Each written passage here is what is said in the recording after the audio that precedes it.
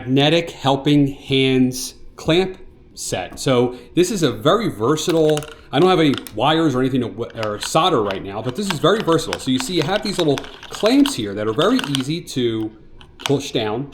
They're also very adjustable, and it connects to this metal plate here. This metal plate has some rubber on the bottom to keep it from slipping. And they're just really, really adjustable. So, I mean, I could have this in any direction. Imagine I had maybe a circuit board and a wire. I can perfectly line those two up, hold them in place.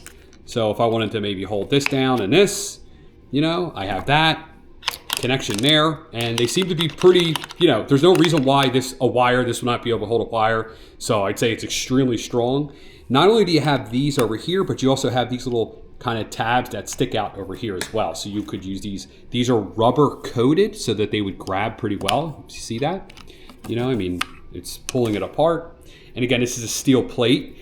In theory, if you wanted to use these elsewhere, because they're magnetic, you could put these somewhere else. You didn't have to use this, you could use a bigger steel plate. But yeah, they are very cool. Very neat. They showed up. I thought they were just some really neat little devices, and I wish I've had these at other times. So there you go. They make a couple different configurations of these.